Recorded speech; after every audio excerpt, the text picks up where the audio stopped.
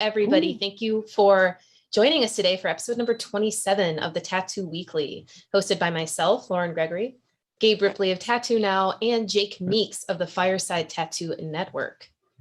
Today's guest is a well-known and respected artist and owner of Super Genius Tattoo in Seattle, Washington, Damon Conklin. Damon is an accomplished artist known for drawing with markers and Procreate. He teaches marker techniques, hints, tips, and tricks that he's discovered over 30 years of drawing. Damon also has a stamped brush set that is available on Tattoo Smart. We're going to be bringing in Damon about 1:30 today, so stay tuned. If you're watching us on YouTube, Facebook, or the Reinventing website, let us know that these streams are working in the chat, or tag a friend who loves tattoos and would like to join in on some of our fun. You can check out some of the Reinventing weekly drawing groups and shows on the Reinventing Network too. You can find us at reinventing247.com, classrooms.reinventingthetattoo.com, and as Gabe will talk about shortly, our new Roku channel. We do want to say thank you to all of our sponsors for helping us push cool content like this to you guys all the time. We are supported by World Tattoo Events, giving us the largest, most comprehensive resource for tattoo events in the world. Thank you to Raw Pigments with their acrylic-free pigments, and D-Lies Pro, helping artists and clients protect their art.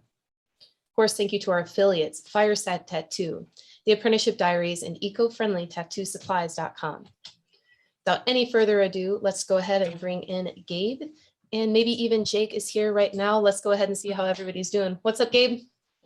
Hey, how goes it? I've just been firing everything up in the background to make sure that it is working, and it actually seems like it is working. Awesome. Yeah. Just another day in paradise. I mean, this is actually Paradise City, kind of the area here. So yeah. So let's run through some introductions quick, and then we'll roll our clip and jump right in. How's it going, Jake? Okay. Hey guys, how are you guys? Excellent. Good. Well, I'm Lauren. As I said before, I'm with Reinventing the Tattoo, some of the events management type of things and back end with Gabe. And I'm also with Raw Pigments. So yeah, great. Happy to be here. Awesome. I had some repeats going on in my background. Is this still introductions? Yep. Still introductions.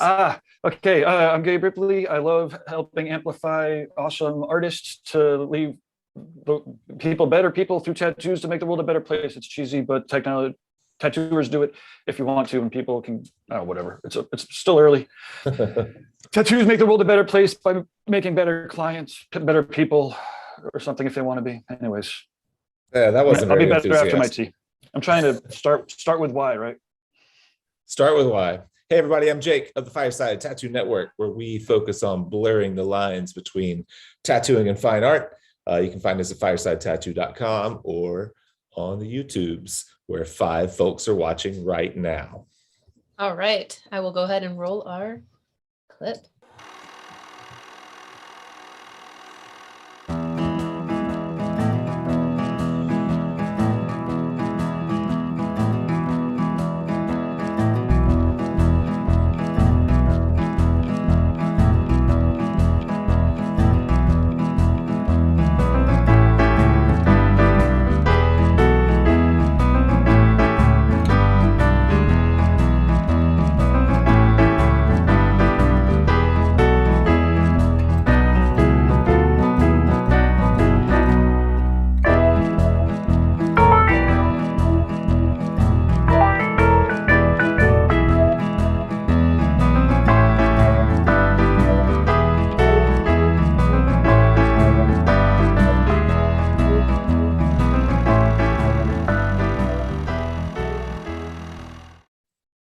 All right, we're back. You know, every time that intro gets me, I'm like, this is a pretty fucking cool intro. Oh, and then there's this, I got to edit it and then, oh, it hasn't been on Sundays in forever. Yeah, I see that every time. And we've mentioned it before. We just haven't fixed it. For 27 episodes, probably, or maybe 24 episodes. Who has the project file? Is it your project? No one does. I must have done it to drunk one night. I've looked for it at least a half a dozen times. It's probably on that computer. But I bet you I can help you find it. It was saved as inro and not intro without the T. So finding the file is going to be INR. Yeah. Text it over to me. I'll look for the right word. Maybe I just, like I said, I was probably drunk and I was like, I can't stand this. We need to make something. That's great. It is cool. I'm usually not like that. And again, this is an in-house project for any of my clients. Don't worry, I'm never working on your projects drunk. And that was months ago. I've been drinking a lot less. Yeah. Although I did go to see, I mean, on a quick aside, I went to go see an amazing blues band at my old tattoo studio space, which was a trip because I got like rudely it was a crash course in how not to run a tattoo shop. But I didn't want the space to, Jake, I think you remember, it's a beautiful space and it was a beautiful band. So it was good to see that people are picking up with it and moving forward. Yeah. Does it look similar? I mean, still has the gold ceilings and the chandeliers and stuff. And yeah, the band was like, oh man, this place is beautiful. We'll play here all night. We'll play the blues all night. And I'm like, oh yeah, it is. Yeah. That's great. But, that's a good way to hit the heartstrings. Yeah. That was good. Like I said, it's life goes on, and I'm also consulting. So part of what I've been doing this last 2 weeks, there's 2 different clients that I've been working with. So it's a lot of fun to be able to, chat with lots of other people and then come home too. It's all good. Yeah, absolutely. I love that you misspelled intro, and Lauren, that you remembered it and no one fixed it. That's exactly the way that it works in the world of Fireside, where it's just like, oh yeah, I remember that. Like I misspelled that in that one. That's why I can't find it. Funny. And I have this crazy, weird memory of things. I'll remember all sorts of stuff. Yeah, that's great. Well, how was everyone's week? I missed, everyone's 2 weeks. I missed last week unintentionally. I got stuck in the airport. I was while you guys were doing the Tattoo Weekly, I was still trying to stretch out my stiff neck from sleeping on the airport floor at the gate, which no one my age should try to do. That was a huge mistake. Yeah, absolutely. You're better off staying awake with coffee all night. Yeah. Oh yeah, it was terrible. It was terrible. You know what I didn't realize? I was thinking, I got in so late. I had a lot of flight issues, and I got stuck in Charlotte, and it was so late that I was like, by the time I go, they even gave me a hotel voucher, and I was thinking, it's 1 o'clock. I fly out at 6:30. By the time I get to a shuttle and get to a room and then get the shuttle back, I won't sleep for 2 or 3 hours. I'll just stay here. And about halfway through the night, I was like, I would do anything for that 2 to 3 hours in an actual bed. That was the worst mistake I could have made. I've been there several times. Yeah, it blows. Yeah, but you made it out, so happy to made see it out. you. Yeah, thanks. Yeah, it was last Monday. I was a little slow. I did get home kind of mid-morning, but I was kind of lazy on the couch for most of the day, just trying to recuperate. So well, let's hear about it too, right? You got to tell us about the tattoo. It was great. It was great. Yeah, if you guys, by Andy Chambers, I put together a little video on my social media, just a clip of what all he got done, and yeah, man, he's rolling through it, and it was great because for the first time I actually got to watch a good bit of the tattoo. It's a back piece, it's a neck to ankle back piece. It's a full back, but it's starting to like wrap around my legs a little bit, and so this is Andy's work here. That's Andy's work on my Instagram. The last video that I posted, I think I posted it as it wasn't a story. If you go to Plug Ugly Art, I think it's in my actual whatever feed. I was watching. I think I might have seen it of your leg, kind of looking down. Yeah, your leg.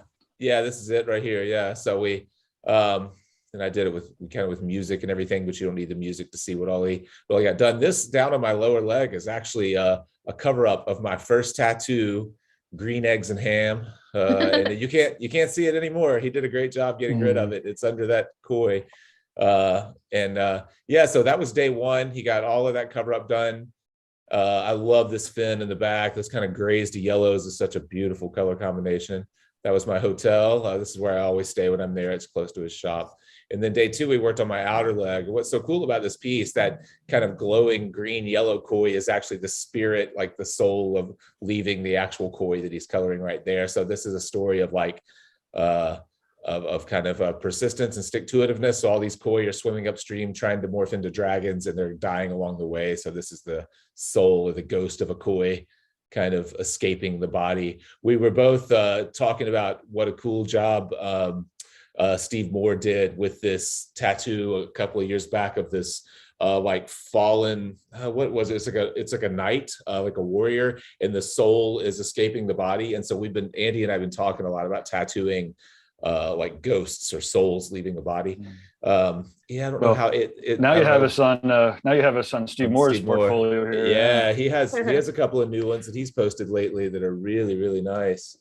That one's awesome, and then that first one as well. But yeah, so Andy and I've been talking about that, about like drawing for tattoos that have like spirits leaving the body just as a theme, and so that koi, that the green koi that he was coloring on me was kind of an afterthought. We had the regular koi, and then he basically just re-stenciled the exact same koi, like set back. So it's just like a carbon copy of the main koi, and but we did it all in these lime greens, so it's kind of like leaving the body. It's a super, it's really, really well done. I already had a lot of that color on my lower leg, and so we just pulled that same green up into the koi, and yeah, I'm enjoying watching him. It's been fun. So what about you guys? What's new in your world in the last week, 2 weeks? Well, one of the things that you kind of know that I've been working on is geeking out on best in class anchor pages, pyramid pages, for the Fireside, for the NFT series, and it's great. So it's been a lot of fun to kind of like just dissect each of the videos. So it gives me more opportunity to watch the videos. But yeah, it's pretty fun to like just break everything down, and it's so similar to I suppose tattoo design, whatever. It's like important pieces, primary, tertiary, primary, secondary, tertiary, something like that, whatever it might be. Yeah. And that's great. So I'm very excited to get more people to be able to watch those videos, and it's also fun to listen to those videos because they're all about tattoos and NFTs. And those videos turned out great. You know what? And we finished that series now. It's funny. The other night, Nick Baxter texted me kind of late and was like, "Hey, it's like not your fault at all, but whenever you, on that last episode I just watched, he's like, whenever you were scrolling through my work on OpenSea, my NFT series, you actually clicked on a copy, someone who's like scamming me." And they're like, he was like, and you were scrolling through theirs and not mine. He's like, and 3 or 4 people have bought NFTs from that scam site thinking that it's fuck. Oh my God. I was just like, man, I don't know what to say. Okay. Well, it's Bitcoin. They ain't getting that shit back, right? Right. Yeah. So he was Although, like, part of it was we're also talking about how it's like getting a pack of baseball cards. You never know what you're going to get of it. You never know what you're going to get, especially if you're buying from a knockoff NFT page. So the links that I included. So if anyone does watch those videos and they want to follow Nick or Frank Sinatra or Jesse Smith's NFTs, the correct links are in the video. It's just in the B-roll while we were talking, I clicked on some scammer and I was scrolling through their versions of Nick's stuff. So it's not like I linked to the wrong place. It's just, Sure. Yeah. But it just goes to show it is definitely the Wild West out there. There are a lot of people trying to make a buck on NFT scams and, crypto scams. Yeah. Well, to the business point, I'll just be real quick so Lauren can tell us how her week was. But to the scamming point, make sure you keep your domain names registered. We've been doing TattooNow websites for tattooers 25-ish years. Every once in a while, people will let their domains lag. Whatever. What do I need it for? I've got fucking MySpace, and then all of a sudden, you get it re-registered by somebody that's like making ads off of it because people actually still do go to sites. But these days, like some of the scammers, when they re-register domains for people, I've had a couple pretty famous artists just let it lapse. They have like real websites behind them now. It's like, I think it's a fucking WordPress powered website with articles, fucking, not deep dive pages, but like, articles on the artists with ads. Wow. So it's fucking crazy. So keep your domains registered. And if you registered like 20 years ago with an odd email, it's worth hunting down before you lose it. I could tell you that time and time again. Absolutely, Gabe. Yeah, the domain registrations, like sometimes people only do them for 1 or 2 or 3 years at a time, so that stuff creeps on you quick and you forget, and maybe you registered with an email that's old and you don't get the notifications about your domain getting cut off. So yeah. Yeah. My old shop, which was the original custom shop in Memphis, it's not my old shop. I don't own it, but I worked there for about 15 years. It's called Underground Art. And Angela, who owns it, was really kind of proactive early on and got the domain undergroundart.com, which is a pretty cool domain to have. And then she let it lapse one time. Someone snagged it up and she's never been able to afford to get it back. And now, she has a shop called Underground Art with a website called like Making Mama Proud or something like that, completely unrelated. And people have gotten to know that over the years. But whenever she first lost that domain, it was like, at the time they wanted, $1,500, $2,000. She was like, I can't pay, I can't pay that. And then now it's just gotten more. Now there's no chance I think she could get it back at all. Sure. So, Yeah. You can set up, if you guys are watching and you're unfamiliar with how to purchase a web domain, maybe we could do that, in real time sometime on one of the episodes. But you can. I remember when I purchased one of ours for the ink company, it was like, $2,000 or whatever. So I just did a little payment plan, waited, I secured it, waited, and then it was mine after a little bit of time. Oh, gotcha. Yeah. So, And can't you can like negotiate, or there are even people who will negotiate on your behalf for websites. I've noticed going to look at some, it'll say, this domain isn't available, but you can get with one of our consultants to see if we can help you acquire it. Yeah. Yeah. And there's a lot of ways you can kind of spin it. So for example, rawpigments.com was unavailable, so we did .co. There's a couple more options available that weren't necessarily there years prior. Yeah. But yeah. So you asked about my weekend. It was rather basic, I would say. Some of our guys were in Cleveland, so I might want to share some of the stuff from Jeremy Brown. And then last week when you were gone, we had Antoine Davis join Tony Urbanic. So he and Jeremy, both friends of mine, they did a really cool collab in Cleveland that I'll show you guys. Nice. Cool. Yeah, I hated to miss the machine talk episode.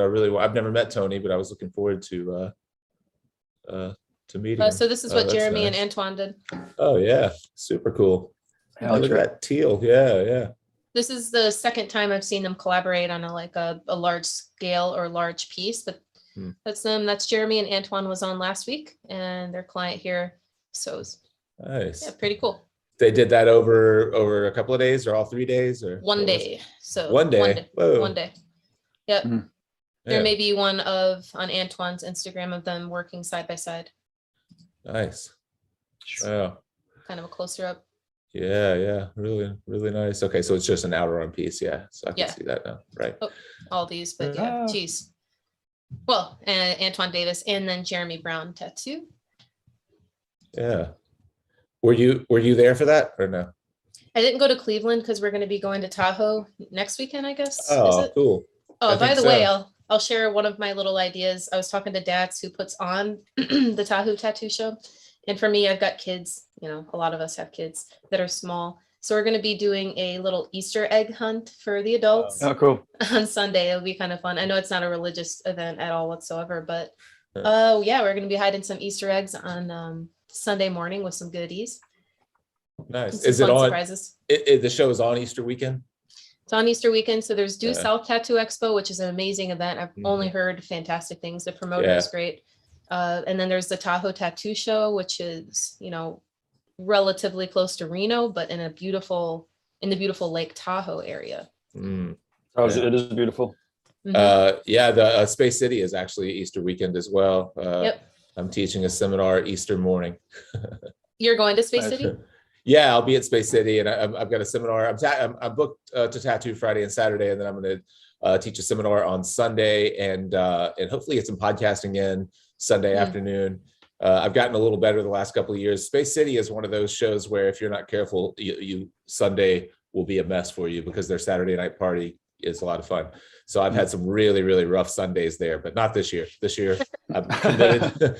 This year I'm committed to podcasting, and to, more importantly, to a seminar that hopefully people are going to come and check out. Anyone who's going to be there, any tattooers who are in the Southeast area, that's going to be Sunday morning at 10 o'clock. And there is a link. I think I linked to it on the Fireside show notes of this episode. You can go there and sign up for it. It's called Find Your Style. I've been teaching it I've taught it a lot of times now, and I think I'm finally starting to figure out how to teach it.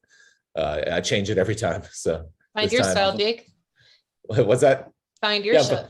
I'm finding my teaching style. That's what it is. I learned so much, last month teaching that workshop and seeing how people interpreted what I was saying and what was working and what wasn't. So I'm going to change a few things up with this seminar. Should be fun.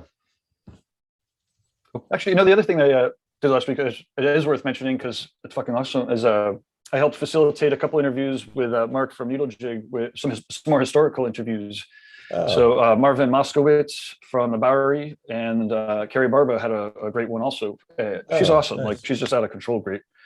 And here's the Yeah, the So taco. yes, it's worth Don't want to looking out interrupt. for but those just- coming up. Yeah, no worries. Yeah. Yeah, I'll check that out. I haven't seen those. Has Mark released those yet or no? No. We just recorded them, and it was pretty sweet because he was like, make sure you get some extra pictures, And I'm like, oh man, I've looked at all the pictures. Everyone's already been asked all the pictures, And well, sure, okay, I'll ask, I guess, And they're both like, oh, here's a lot more pictures. It was like, oh, amazing. So I'm gonna edit in some more, old B-roll, and it's so much fun to learn about all this stuff. Obviously, I hear everybody say, all those young kids that never learn their history. And I'm like, well, I know some of it. I mean, I've worked on a couple of different historical projects. Vintage Tattoo Flash was selling a lot of original Sarah Jerry, so I got to get a lot of stories kind of secondhand from Mike Malone through a collector. But like being part of interviews, on a regular basis, like in the last 6 months it's awesome. And so no, those are going to go up on the Needle Jig YouTube channel. Nice. And then there's How others. is Mark doing, by the way? He's doing good. He had been building. I think he still is picking away at building an airplane, which is pretty nuts. About that. He's also, expanding. He got a new warehouse like right next to the one, so he's been moving over and kind of doing some facilities adjustments. Okay. And they're killing it. But at first I went, last year I was like, oh man, he's building an airplane. That's crazy.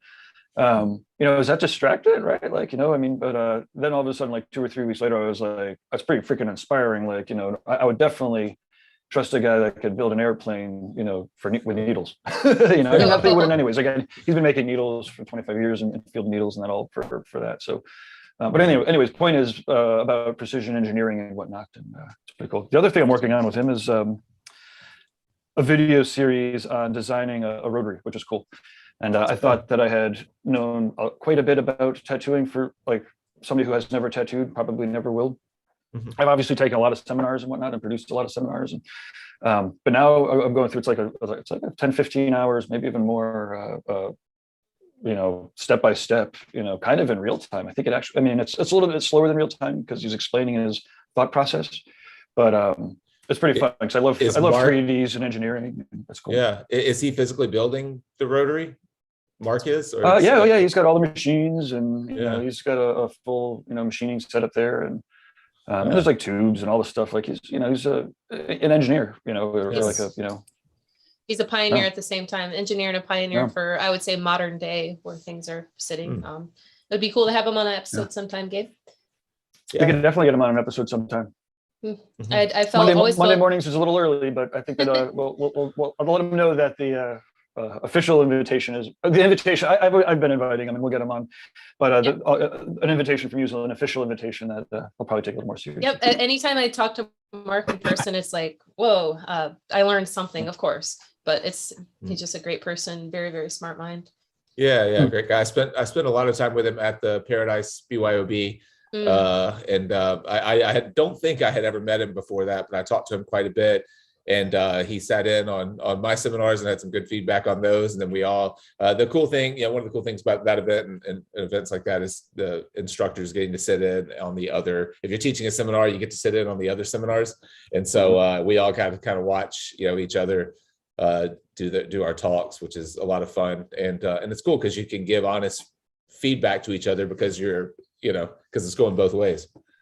So speaking of seminars, Gabe, do you want to touch on some of the stuff that will all be in Health City coming up next month already? So there's a lot of stuff. Do you want to touch on some of the reinventing happenings that are going on? I've just finalized the seminar room, Ooh. Which means then I get to, tomorrow's Tuesday, so we get to go over reinventing again. Yep. And finalize our reinventing room plans. But yeah, so let's see. So this is the seminar room at Health City. This is May 20th, 23rd. Let's see. So Friday the 20th. I should probably have more details here, but there's Patrick he has a disposal piercing system that he has set up so that there's it's pretty awesome. It's a free 1-hour seminar. And that goes on. Actually, he'll do that Friday and Saturday. A lot of he teaches for a lot of health department people, so they'll be coming around on Friday to take his seminar there from 3 to 5. Nick Baxter is going to be beaming in. How about this? So we're continuing this, these hybrid video setups. So Nick will be beaming in from Austin, Texas, into Health City seminar room. But anybody that's taking the seminar at Hell City will have a microphone and a camera and whatnot, so that we could do like in real time video conferencing for the Q&A section. And so anyway, so 3 to 5, Nick is doing his holistic tattoo seminar, the full one, which is fucking great. It really blows people's minds. Matt Clemmer is doing his business one from 6 to 8 on Friday night. He's also doing his on Sunday. Let's see, Saturday, Jinxie. Oh yeah, out of step books. Out of Step Books. She's beaming in to do one for mental health for tattooers. She loves the tattoo world. She often will charge for that seminar, but I think she might be either giving some people deals that might be free, because again, she'll be beaming in from California. Okay. Sorry, I turned my my tattoo line back on, so now when people want tattoos, it rings again. And sometimes I go through phases where, because I don't have a tattoo shop anymore, as we talked about, it's like somebody's like asking for advice on how to get a tattoo, and I don't even have to pretend I'm trying to get their business. I'm not actually trying to get their business anymore. So like, whereas I might be a little bit more political or sensitive in a normal conversation with somebody, like I have nothing at stake here, and so I'm just like, I don't know how much you want to spend. I wouldn't spend that much, man. I'd fucking double that and then go talk to these people. Walk-ins, no, you actually want to think about your tattoo. Everybody's too busy to do walk-ins. That's why you just called 6 people. Anyways, okay, so Saturday we've got, and then piercing 3 to 4. Patrick will be doing his piercing again. Okay, Sunday 12:30 to 2:30. Thea Duskin will be doing multimedia for tattoo designs. So she gets together, like, doing like artsy mixed media collage type artwork that has a lot of natural natural embellishments, right? You're throwing the inks down and you're moving shit around, and then taking the mixed media art and then bringing that into the digital realm to do the final tattoo designs and whatnot. So pretty excited that she's going to be doing that. She'll be doing the wet paint project with Chris and the rest of them for the other parts of Thea's going to be there in person. Yeah. She'll be there doing, like I said, wet paint. Chris Dingell is always bringing over around a ton of great painters to work for the weekend. So she'll be there painting, and then Sunday she'll be doing her teaching. Clemmer will be doing his business class again, 3 to 5, and then Jesse Smith will be closing out the seminar room events 6 to 8 on Sunday night. Nice. So, I'm going to be torn on where to go during that whole weekend. Yeah. I just talked to Jesse. Sorry, I was texting with Jesse yesterday and trying to figure out, I'm going to help him out with a couple of things at his show, at his Richmond show this fall. And he wanted to hash out some details. I was like, well, maybe we can jump on a call this week. And he said, I'm flying out to Bolivia in a couple of hours and won't be back for some weeks. Like, what? Yeah. What's he? I didn't ask. Do you guys know what he's doing in Bolivia? He mentioned it. I believe, right? Okay. Oh, really? Okay. So I will interrupt just a little bit. We've got Damon who's joining in about a couple minutes. And the last thing I wanted to touch on, and it's boring, but I'm just going to share this because it's been brought to my attention. So here I've got something called the Body Art Model Code Change Request. It's boring, like I said. So if you guys go to this NEHA website, BAMC Change, you can take a look at their submissions for the Body Art Model Code. So wait, what's NEHA? It's like an organization. Pretend I don't know anything about it. National Environmental Health Association. National Environmental Health Association, as most people realize, that's kind of the people producing these model codes that health inspectors adhere to. So if you happen to go to this website, you can take a look at their proposition for how the code is going to be, and it's very specific. Go through it, and they're accepting changes until June of 2022. So take a look at their code. It's something that in the AFDO meetings, they've been producing this checklist for several weeks, and everybody's like looking at all of these items on the checklist as to whether or not they should or should not be included. So in this checklist is very specific. For example, I don't have it on the screen right here, but artists would then be responsible for keeping track of every single barcode, batch lot, any of that information on every single tattoo that they do for 1 year. I know that that's similar to what's happening now with like body art, placement, client information, but down to more specific of keeping track of all of the ink. And there's other things, but you have until June 30th of 2022 to submit your comments and on grammar or content in general. So cool. So this is like, if you are a tattooer or like a tattoo studio, Yes. then you'd want to go there. Evidently, Yep. one thing on their checklist was not take a picture of a tattoo's focal point. Yeah. You're talking about that example that they had up there? Yeah, you got to fire it back up just for the. Oh, It's yeah, like, I saw that. Let's I'm take a like, picture of whoa. like the back of somebody's arm so that we could look at the tail end of the koi. But don't worry, the tail will wrap around to the front, so you still can't really Well, see. this is this perfect example, Gabe, because like if you notice NIHA, it doesn't say National Association of Tattooers. So Right, of course. when they're asking for advice, it's because they need it probably, or comments, Sure. it's because they want it No, and need 100%. it. But yeah, there it is. Yeah. So June Yeah. 30th, 2022, guys, All right. is the deadline for that. Otherwise, Damon is here, and let's go ahead and bring him in. Sweet.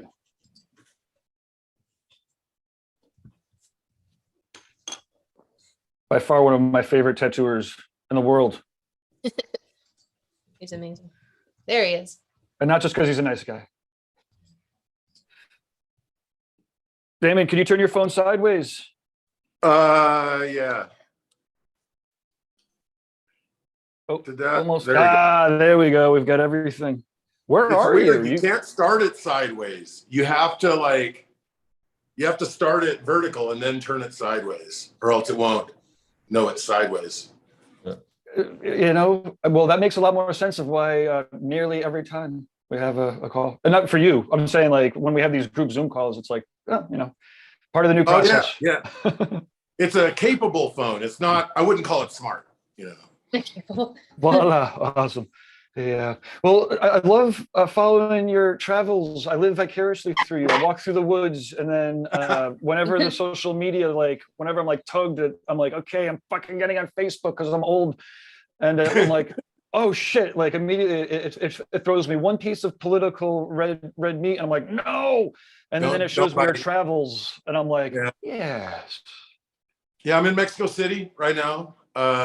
So if there's any like ambient noise that leaks through, I apologize. Megaphones are very stylish here. They use them all the time. I'm in a fancy neighborhood with fancy dogs that wail and sound like, I don't know, sound like tormented souls or something. So, Oh no. yeah, I think we'll be okay. What are you doing in Mexico City? Little or nothing, man. Drawing, walking around, looking at stuff. The same thing I do when I'm home, except it's new stuff to look at when I walk around. Like, yeah. Yeah. That's awesome. Yeah. That's, so no work while you're there. You don't have any ongoing tattoos in Mexico City or guest spots? No, you know, I hate to say I don't or I never, but I really almost never do guest spots. And at some point I decided to really take care of my clientele at home and to use my vacations as just creative fuel and inspiration and, you know, whatever. Yeah. Has it always been like that?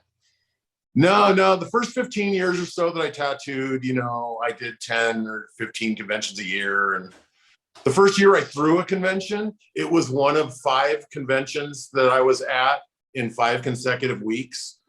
So, you know, like I got here through experience, not. Yeah, I could definitely sympathize with you there, because I'm still making the mistake of going and trying to tattoo at conventions, and of course everyone wants to because it's, you know, you're seeing people that otherwise could never get tattooed by you, so they have big ideas and they want to start projects, and then you get there and you realize, like, I can't tattoo the way that I tattoo at home in this place. There's just no way. And so you end up changing the way that you approach your designs and everything else, and shortcutting, you know, simplifying things so that you can you know, do some half-assed version of what you would do in your own studio. And in the end, the big win after all of that, which all true, you know what I mean? At the big win at the end is that you have clientele in Wichita, Kansas, and Detroit, and Keokuk, Iowa, and wherever the fuck you were, you know what I mean? And like, you want to be good to these people, and you want to come back for them and tattoo their friends, but you don't want to go there 10 years in a row. Like, yeah. You know? Yeah, absolutely. Yeah, you're right. This is cool. What do we got? Oh, this is old. Sorry. No, go ahead. This is a pre-COVID. Yeah, I think this was maybe. Yeah, it was. It was right before COVID. This is my friend Joby, and he does some concept art and some NFT stuff, but he's also a tattooer and just a very skilled illustrator. So he was teaching us life drawing classes. And, nice. Yeah, super fun. Do you Do you want guys to tell us a little bit about? Sorry. I was gonna say, do you guys do that in the studio? Do you bring in a lot of people to your studio to do seminars or workshops? Pre-COVID, we were just starting to get into that, and it was really a lot of fun. And we're probably going to start that back up soon because it's fun. You know what I mean? Yeah. I was a couple of folks. I was talking to Jesse Smith not too long ago, and they've been trying to bring artists through. And then they'll also test out their own because Jesse, Nick Mitchell, and I think a few other folks are trying to get into teaching workshops and do seminars, and so they'll kind of test out on each other, and so Jesse was saying, maybe bi-weekly or monthly or something, like someone will be charged with like presenting a seminar to the rest of the artists there, and then they just give honest feedback. It's a great idea. Yeah, that is. I've tested out various seminars of mine on my people, use my shop as a guinea pig environment. and I will be again, because some of my guys were asking about some of the 3D stuff I was doing and more Procreate tips or whatever. So, just trying to just share and learn and be in that whole circle of where, an artist is happy when he's in the learning and sharing circle, to me. Yeah, absolutely. I was just telling Gabe and Lauren a few minutes ago that I've got one seminar in particular that I've been kind of refining and teaching. I've probably done it 8 or 10 times or more. And then I did it for the first time as a 2-day workshop last month at a shop in North Carolina. And it turned everything that I've been teaching on its head, because I actually had to like put my theories into into use, so like I would charge them with an idea, with an assignment, and then how they interpreted what I was saying, I was able to see, in their sketchbooks. And I went like, oh, wait, maybe I should rethink the way that I presented that entire idea, because this isn't what I was going for. Wow, that's cool. Yeah. When you release an idea into an environment, then people take it where they go with it, not where you have envisioned it, Yeah. Cool. I learned a lot. I'm teaching it as a seminar again in a couple of weeks at the Space City Expo, and I've completely flip-flopped. In fact, I've almost reversed the order of operations and instruction. I've simplified a lot of stuff. I've cut some other things out altogether that I feel like that I thought were so important, ideas that were so important that actually just seemed to confuse matters whenever I presented them in a workshop environment. So hopefully it's better. I'll report back. We'll see. Yeah. Well, always onward and upward, right? Yeah. Cool. Hopefully, always onward and upward. Yeah, hopefully so. Yeah, that's the goal. Gabe, were you saying that, or Damon, are you teaching some Procreate stuff now? Is that what Gabe was saying before we jumped on, or what? I have on and off, and I don't even know if I have any real idea of becoming some like big seminar teaching guy, but if people ask, I'll share, you know what I mean? And if a convention promoter says, hey, I want you to teach, then I'll come teach, but in my shop, my shop is almost like a convention anyway, because there's between 10 and 14 of us, depending on how the tides are shifting at any moment. And then if we have a few friends from other shops, like it's already like a crew. And, I have some experience, and, so I share. And having it kind of organized to where I can deliver it in a block of time, like in a seminar, is just the smartest way. And it organizes my own thoughts, helps me, I think. So that was we will close out the show. I've got like a 7-minute demo that you did for maybe one of the virtual tattoo gatherings or something with Guy, maybe. So okay. When we wrap up the show, we'll be able to show people quick little demo. And then you have more of that on your site or on your YouTube channel, I think. I don't know. I don't remember when I don't know how often you update it, but The Yeah, I question I think was going to ask was just to kind of go off on, just let everybody know about Super Genius a little bit. I'm not sure we really talked about the shop as much as we should, because it's been 15 years, almost 2 decades, or what? Tell us about Super Genius. Yeah, I think we turned 20 in January. Nice. Happy birthday. Yeah. You're no longer a teenager. That's right. That's The right. shop Now is no I'm longer a real- teenager. Super Genius is no longer a teenager. yeah. Yeah, I haven't been an extremely long time. How, and you said you have how many permanent artists there? There's 11 of us at the moment. Nice. Yeah. So now, given that, are you looking for new guest artists or residents? Is this something that, the people that are watching, if, there's a lot of people that are like, woo, Damon's on. Would you encourage them to come through? We welcome guest artists, if they're capable and friendly. My big shop thing is that we, top of the priority list is we get along. And when I say we get along, I mean we are proactive in getting along, which means if we don't get along, we extend ourselves and look for compromises so that we can get along and we communicate towards the goal of getting along. Wow, at a tattoo shop. I have you to thank for me really gelling all of that into one thing and placing it right at the top of the priority list. Are there It only works if you're a good leader, which clearly you are. Are there specific things that you do to ensure that you keep people getting along? Do you have like regular just hangout events or meetings, or what? I mean, or just try to recognize early if there's any tension and deal with it quickly, or? Yeah, we have shop art nights. We have monthly meetings, which I'll be hosting on Zoom immediately after this. Awesome. And then we do occasional fun days. We have one coming up in June where we're going to, I'm going to make the mistake of renting an Airbnb in the mountains somewhere and try to withstand the damage that my shop does to that Airbnb. I think we're pretty responsible partiers, so it'll be good. Yeah. Fun days are definitely one of my favorite days. Like when literally when you wake up and like, what's my job? My job is to spend money having fun. The only requirement today is that everyone has fun. Yeah, right. Maybe that's why it didn't work. Right. Yeah. You have to balance those days out with work days. Right. Is your artists, your permanent artists, are they all pretty experienced, or do they kind of run the gamut of age and experience? There's a definite range. I have an apprentice that is beginning to bear fruit and is tattooing walk-ins, and all the way up to my buddy Eric Martz. Oh shit! Oh, okay.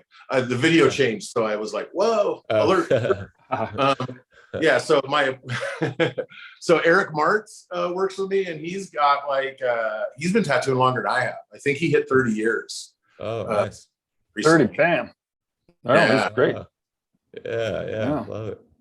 Yeah, Kate Lawrence is my apprentice, and she's doing walk-ins on a somewhat limited basis, probably leaving it up to her own discretion if there's something she thinks she can't handle. Kate Law, is that what? Kate Law, exactly. Yeah. It looks nice and clean. Yeah. She's learning, growing. Yeah.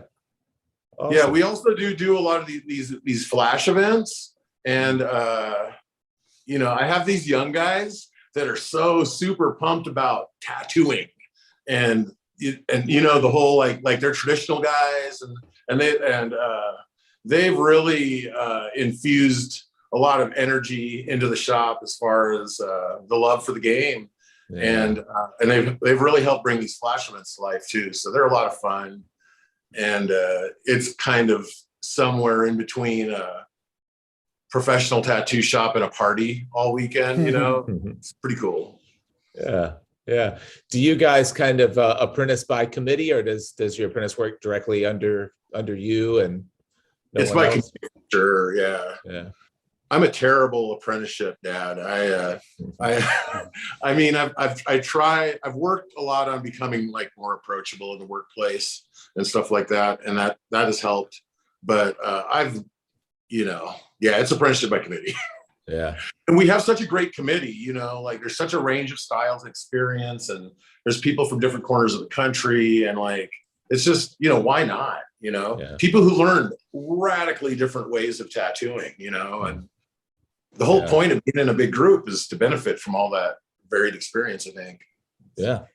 Yeah, absolutely. Especially, and just from what Gabe, what you're flipping through right there, it looks like there's a wide range of styles, and that's nice for someone who's just trying to figure out kind of the like drawing for tattoos, and then actually technically putting tattoos in skin, seeing that different approaches of being able to kind of grab things that that work for, and maybe ignore things that don't.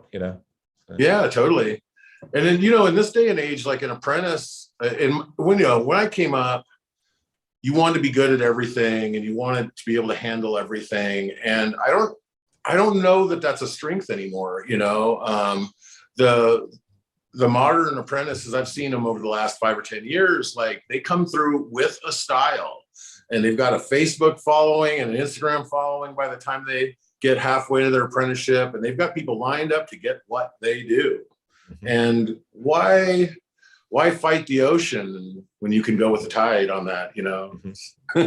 Yeah, it's hard to argue. You're exactly right. The only the only downside that I've seen watching some apprentices who are really kind of defined in their style from the very start is that sometimes they end up kind of pigeonholing themselves a little bit, especially if they're doing things that are overly simplistic, and then as their skill set grows, they're still kind of stuck doing these. I'm thinking of 2 people in particular here in my town that are doing very clean, simple, line-based, flashy kind of things, wacky subject matter, because it's fun and trendy or whatever. And I think like, whenever you're ready to kind of outgrow that, you might find that you're fighting an uphill battle, because you're obviously building a following for that kind of, silly, overly simplistic stuff.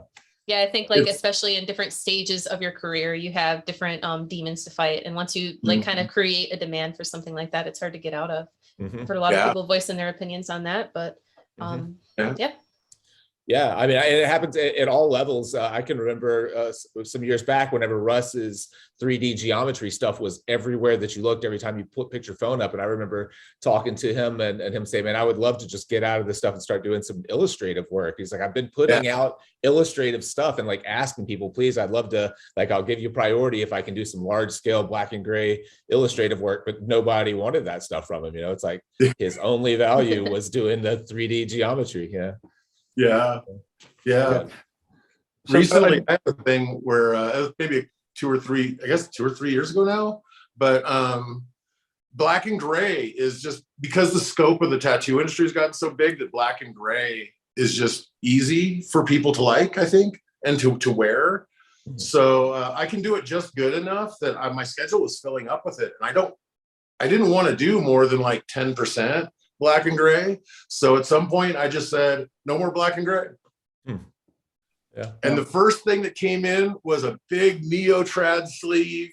The guy wanted me to do whatever I wanted in a basic style with a couple simple things, but black and gray. Because when you make a stand, then there's the test. And it's like, no, sorry, man. There's a lot of great black and gray artists in town. Feel free, but I just do color.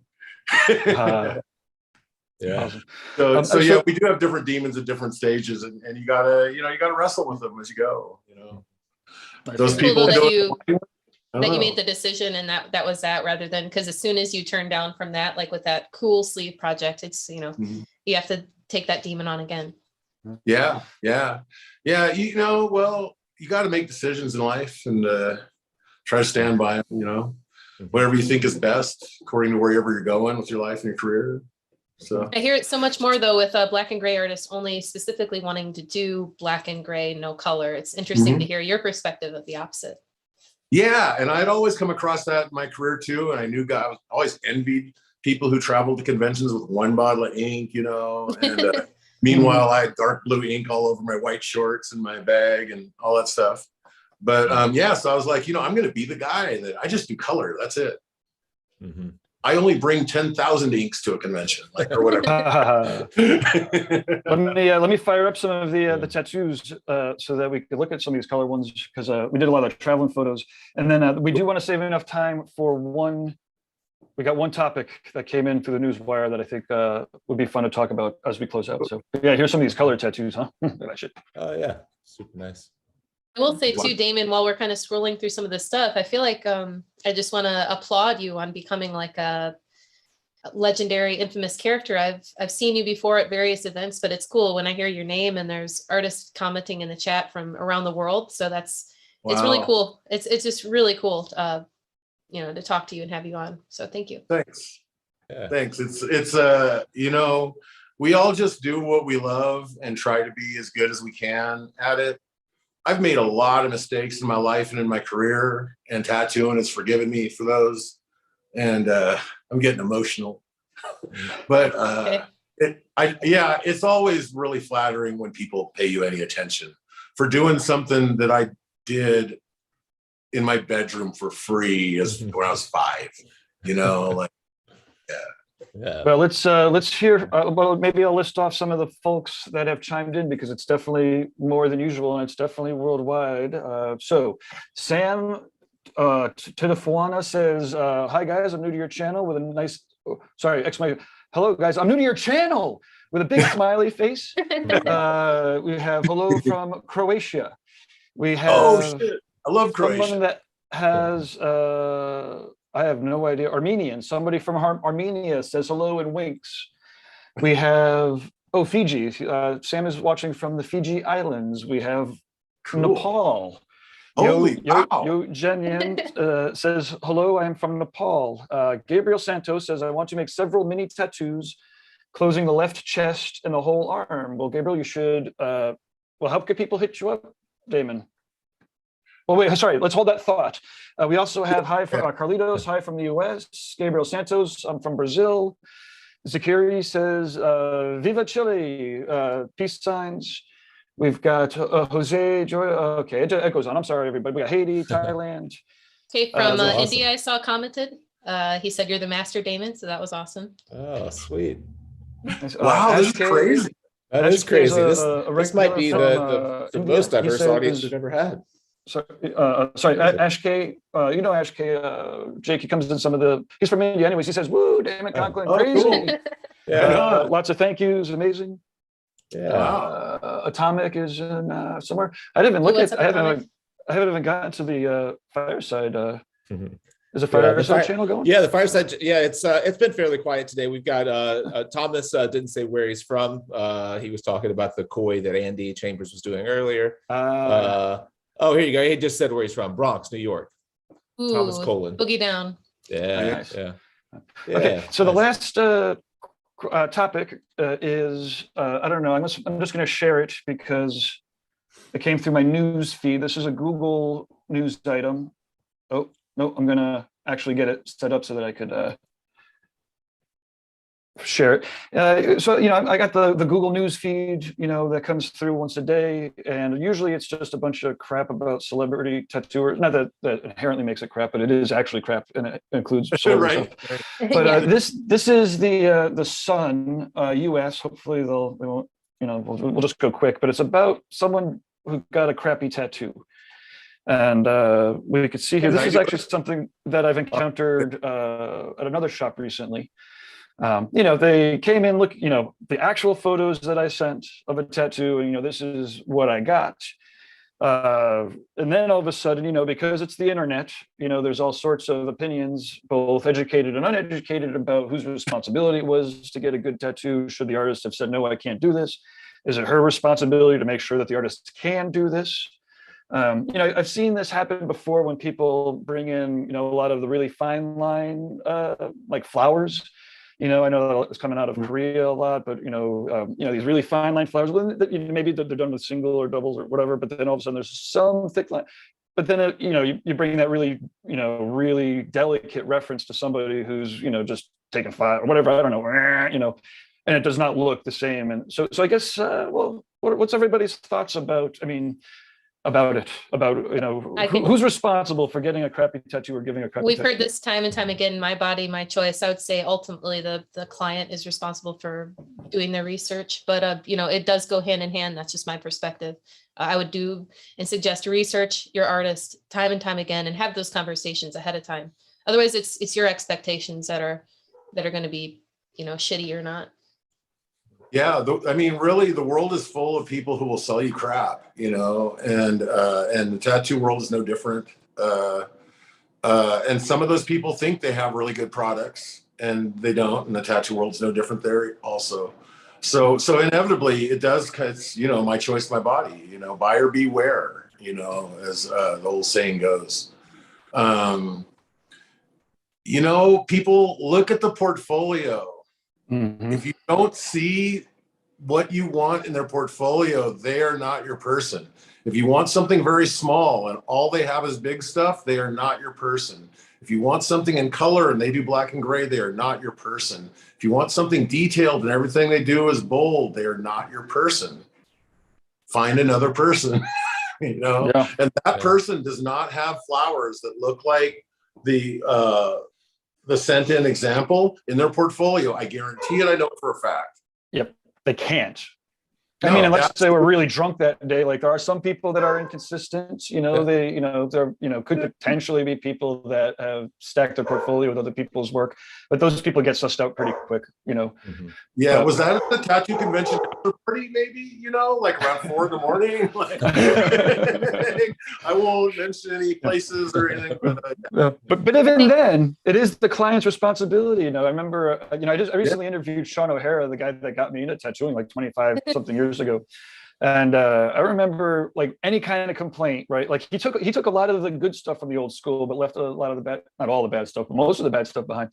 Anyway, the point is, well, like whenever there was any sort of complaint, he was like, I didn't fucking make you sit down in this chair. Like, you know, it's your, you know, you're here in this chair, you know, be happy, right? And then the other one was a couple of years later, I was going to get, you know, something reworked by another artist in a shop, and the guy, you know, the other artist was like, Sean, do you mind if I rework this? And Sean's like, I don't give a fuck. It's not my tattoo.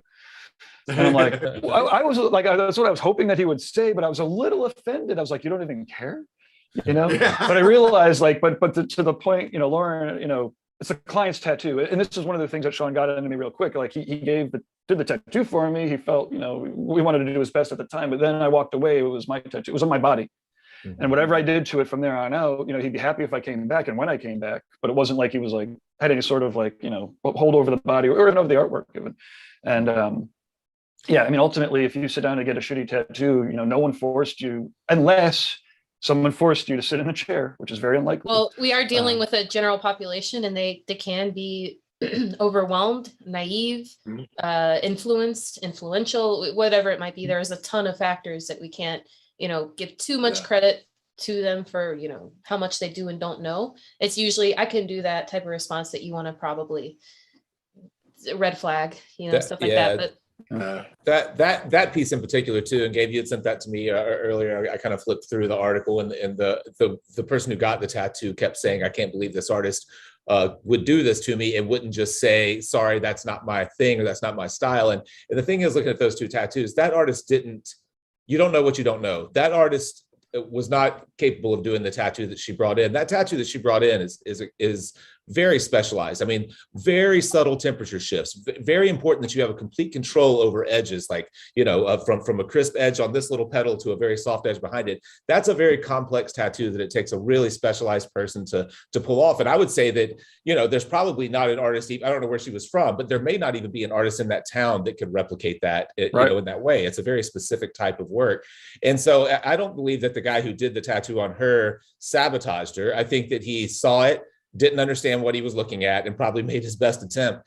And the thing that makes it tough in that situation is that, you know, it's difficult for her probably to look at that tattoo and understand how tricky that piece is, and that it really takes a professional, not just a great tattooer, but someone who really understands, you know, principles of you know, of making something look believable. You know, very subtle tonal shifts, and, you know, and temperature shifts, and, you know, and edge control, and all of this stuff that goes into making that tattoo. That's hard to do, you know, and she probably just didn't realize how hard it was to do. That's probably a tattoo that you seek out someone who does painterly, soft floral work, and that's all they do. Yeah, Those are points. It's easy. It's easy for someone who isn't an artist to look at that and think this is a very simple image. It's just a bunch of flowers. And the truth is it's a very expensive tattoo because the few people who can do it are booked out. You're also going to have to wait a long time probably to get it, you know? Yeah. And you're spending. That was what I was going to mention. Like, we haven't heard the other rest of the backstory of, because I get caught, like I was saying earlier, my phone's ringing again, and people just want tattoos right now. So, it's likely that, or again, there's other cases, other countless cases where people want this, but also don't want to wait, to your point, or don't want to pay for it, or, so first you need to educate yourself about art and tattoos to get good ones, and then have the patience to, even sometimes the artists, might take 6 months even to just get an email or a call back, right? And then have the money to be able to invest and know that you have to, hopefully more and more people will get it, right? Because the fact is, we could actually see more better tattoos than ever, and the opportunities to educate yourself are more than ever. Thomas in the Fireside chat on the side here said portfolio style observation is one of the most overlooked facet of clients seeking seeking work, seeking copies of others' work and style. No research, no hope. And yeah, I mean, not just looking at a portfolio and seeing if they do clean tattoos, but to Damon's point, looking and seeing if they do similar tattoos. Just because someone did a really beautiful Japanese koi on your friend's forearm doesn't mean they should do the portrait of your dog whenever it passes away. Right. I think they're just seeing that they do tattoos and they're like, oh, they're a good artist, and they're looking they're not educated in what to look for. Now that said, maybe we could end up with a quickie question, but like, this isn't even to pass judgment on a lady, right? I'm presuming that we all got a couple years of shitty tattoos before we understood, what good tattoos were and started to get a rework and stuff. I think I lasered off my first 10 years of tattoos or lightened it up to rework them. And so, the advice and the critique isn't coming from any sense of like anything other than, been there, done that, don't blame them, blame yourself, because, you did it. And then, if you want to, you can burn that shit out from the inside all the time thinking, see, mom, I can't fix this. Well, it's tough because there's the ability to evaluate art is a talent in itself. And not everybody has that, the same as not, I can hum along to a song that's being played, but not everybody can. I have the talent to do it, but not everybody does. And so I definitely understand. It's not a knock on anybody,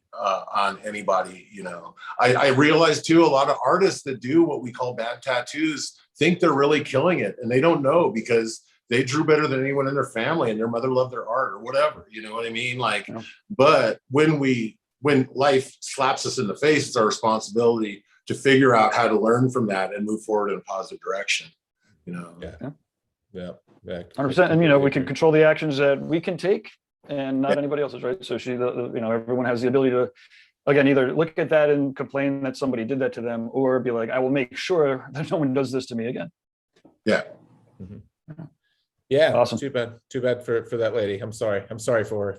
That was actually that was the first time I'd ever seen WTAF written out on something, and it took me a second to realize what was going on. Actual. I got actual. Yeah. There you go. Yeah. I was like, wait a minute, there's an extra letter in there. Okay. Yeah, exactly. Nice. But luckily, we're not too old to like be able to figure out the new code. I'm so proud of myself right there. I just figured out that right on the fly. I feel like I'm 19. That's turn, man. Fire. Yeah, that's turn fire. Did I use that right? Whoa. Okay. So Damon, we want to make sure that you're not too late, or if you have a meeting coming up. Correct? Oh, I have a couple hours still. Oh, okay. Yeah. So let me know when we're good, because I will click the we've got like a 5 or 6, or no, sorry, it's a 7-minute video, so that we can leave people with your demo. But I don't want to cut anything short. I'm going to go ahead. I'll watch it. I'm going to go ahead and clip out right now, though, and say bye to you guys. Damon, good to see you again. I've got a couple of things I need to do before my next meeting. But thanks, everybody, for tuning in, as always. And I'll catch you guys next time. Thank you. Have a good one. Thanks. Awesome. So, Lauren, do you have any last questions for Damon? Now, one of the things that is on my list, whenever I look through my list, is like, leave the audience wanting more. But we have I don't know if you have one more last topic, or I was curious on your upcoming travel plans and all that good stuff, Yeah, where you'll be perfect. next. Well, I am going to slip in a couple tattoo conventions, and I won't necessarily be working super hard, but I'm going to be painting at Hell City in Columbus. Oh, I think cool. that's so. And then I think I'm going to pop into this Bay Area convention that's also next month, because a couple of my young guys really want me to introduce them to my friends that I know around there. And there's going to be a bunch of people there that I just haven't seen in a long time and would love to catch up with. But I'm doing no work there. I'm going to be waking up late, going to bed early, eating all the food. Yeah. Awesome. Yeah, where the date? This is the Bay Area, San Francisco, right? I think so. Yeah. It's written down on my calendar, which is thankfully it's like 3,000 miles, 4,000 miles away. But yeah, my paper calendar, my non-technologically advanced paper calendar. Awesome. I mean, it is it's such an important lesson for people for tattooers specifically to realize it's like to disconnect and to leave your, appointment book behind. It's amazing. I bet most people can't even imagine that. I can't even imagine it, but I will get there. And that's something I learned about myself fairly early on. I can focus on something really well, almost anything, and do a good job at it. So I have things in my life kind of in their spots, and I do what I'm doing when I'm at that spot, and I'm completely present when I'm there.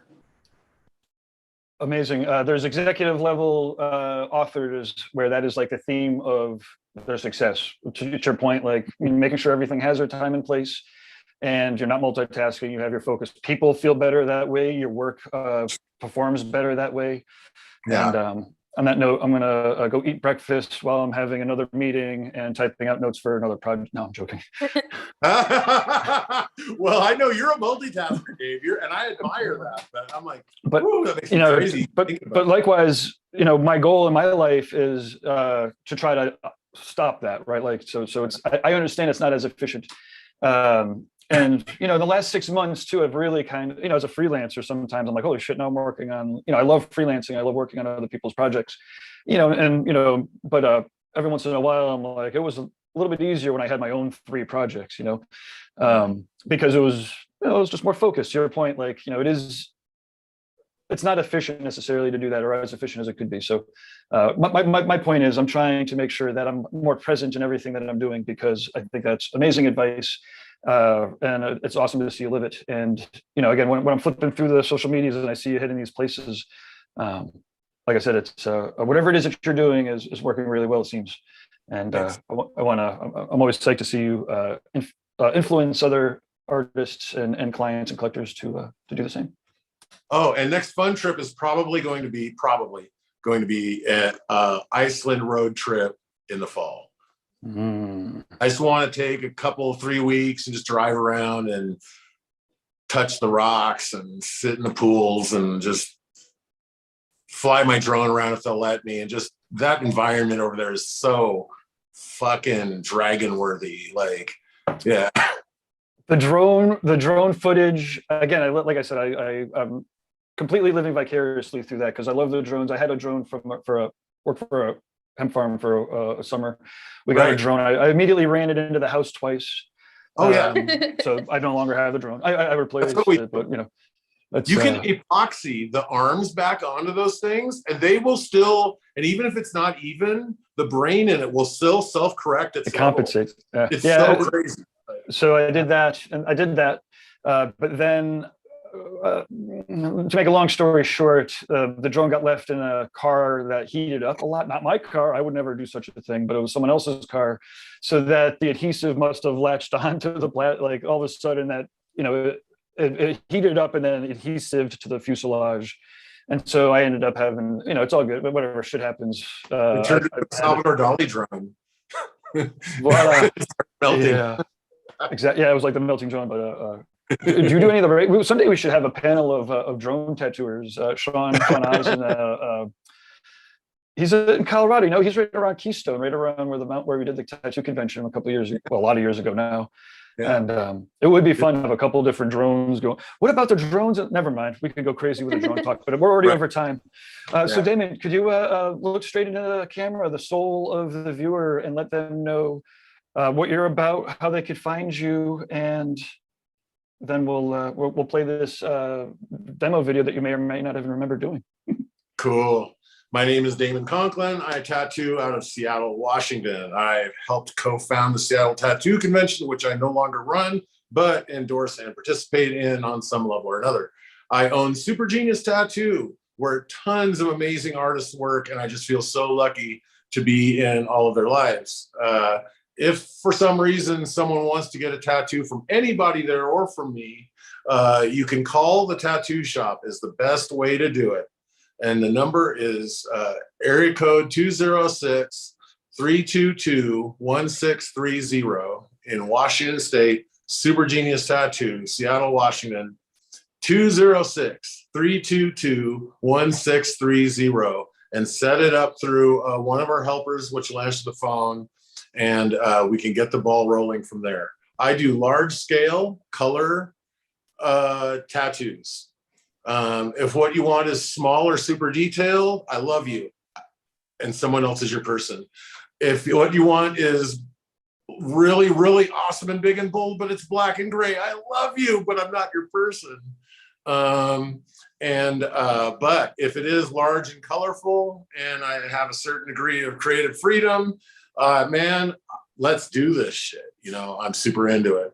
That is the passion. That's my passion. That's why I narrowed out everything else in my life to do just that, because I think that making color makes the world happier.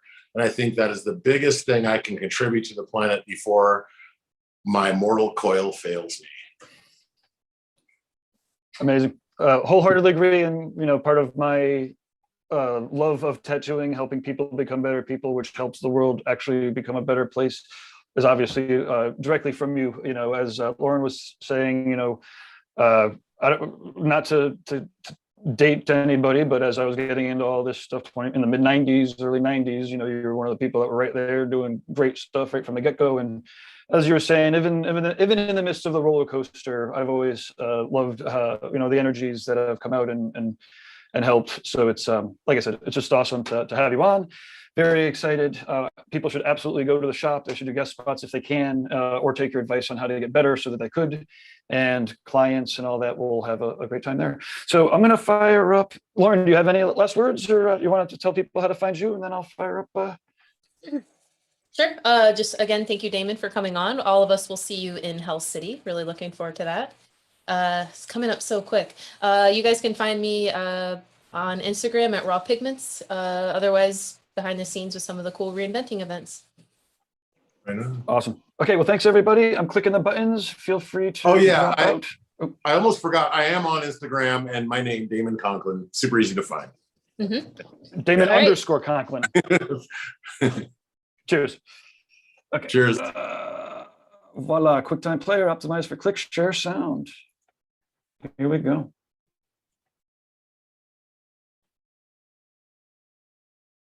I clicked play. Hi, Damon here from Super Genius Tattoo. This is a little Procreate session. Whoa, back up. We're just playing it real time. Do you remember doing this, Damon? This looks like one of my blooper reels. Oh no. Oh, that'd be funny if it was. No, it's not. Hi, I checked it out. Damon from Super Genius Tattoo. Good. This is Procreate with lines in bite-sized morsels, number 2. We're gonna try that again. Oh, you're right. Let me hear. I'll fast forward here for everybody.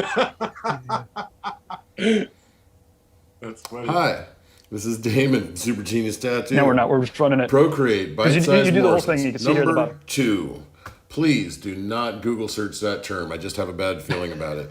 What we're going to do today is we're going to talk about lines. Lines are the first thing that one tends to do when they're going, what is this Procreate thing? I've been drawing all my life, but now I'm doing this. There's the brush menu. You scroll down, you find the thing you want. You click on it, and this unfolds for you.